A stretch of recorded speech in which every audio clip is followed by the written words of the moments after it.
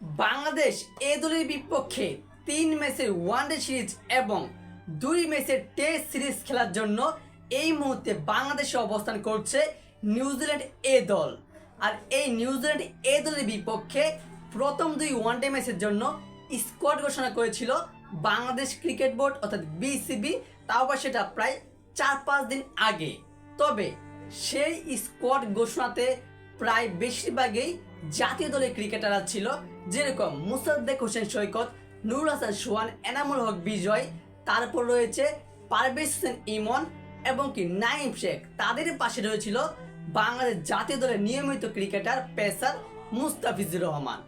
তবে ওয়ানডে সিরিজের আগে বাংলাদেশ এই দলের স্কোয়াডে এসেছে একটা পরিবর্তন, যেখানে মুস্তাফিজুর রহমানকে বাদ দিয়ে দলে যুক্ত করা হয়েছে খালেদ আহমেদকে।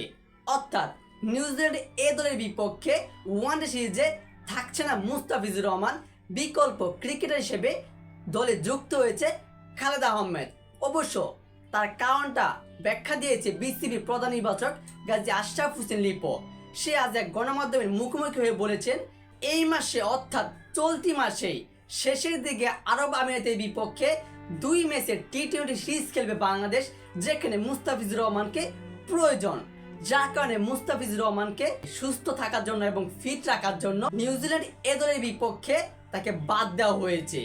দর্শক, আগামী 5 মে থেকে শুরু হবে নিউজিল্যান্ড এ দলের বিপক্ষে বাংলাদেশ এ দলের ওয়ানডে সিরিজ এবং শেষের দিকে আরব আমিরাতের বিপক্ষে 2 ম্যাচের টি-20 সিরিজ খেলতে যাচ্ছে বাংলাদেশ, এবং মুস্তাফিজুর রহমানকে সেই কারণে নিউজিল্যান্ডের বিপক্ষে রাখা হচ্ছে না।